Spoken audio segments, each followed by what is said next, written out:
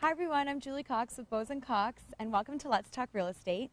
And joined with me today is Peter Lillico from the firm Lillico Kemp Galloway here in Peterborough. And today we're going to be talking about cottage succession planning, which is a really important topic. So Peter, a lot of cottagers want to pass down their cottages to their children. Why is this so difficult? Well, there's two main reasons, Julie. The first one is financial. As cottagers age, maybe they retire, they don't have the same income level as they did when they were younger. So keeping a house and a second residential property becomes more difficult because the heat, the hydro, the taxes, the carrying costs all go up. What was easy to handle maybe in their 40s and 50s and 60s becomes more difficult as they get older. So many cottages they can't afford to keep until it's time to inherit with the next generation. Also on the financial side is the dreaded capital gains taxes. And whether parents pass as a gift during their lifetime or whether they leave it, they hold it on for their whole life and pass it on through the will, there is a capital gains tax that kicks in upon the transfer of ownership from the parents to the kids, and that's another burden that has to be borne.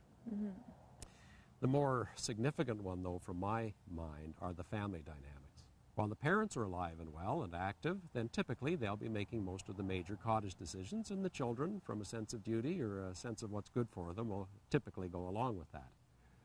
But when there are several children, equal owners, sharing the cottage, then that dynamic changes. And there are issues. What do we spend money on? How do we make decisions? How are we going to share usage? How are we going to share responsibilities? And sometimes the cottage can become a bone of contention. Oh yeah, that sounds like a pretty big issue. So what would be the solution? Well, the best thing is to plan ahead, not wait for these things to happen. Otherwise, the cottage may have for sale signs sprouting in front of it.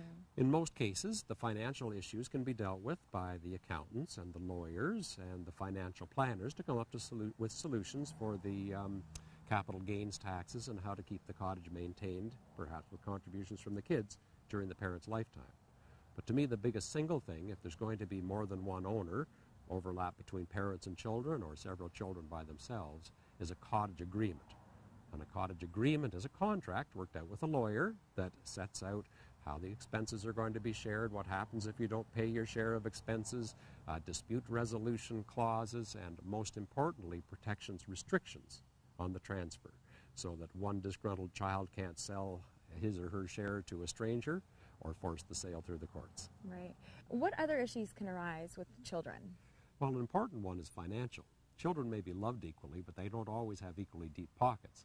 And so if a big financial issue arises, the septic system packs it in or the roof falls in, and they need to come up with a lot of money in a hurry, it can be a real problem for perhaps the child that doesn't have as good a job. One of the things the cottage agreement can do is to set up a budget and a reserve within the budget so that if there is a big financial issue, then you dip into the capital reserve, use that, get the septic system fixed, then it can be restored, the finances can be restored perhaps over a period of the next few years. Perfect. Really important information there on cottage succession. Thank you so much, Peter, for joining us this week. And thank you for joining us this week on Let's Talk Real Estate, and we'll see you next week. Let's Talk Real Estate is brought to you by Bose & Cox Limited Real Estate Brokerage, family owned and operated since 1956, with locations to serve you throughout South Central Ontario.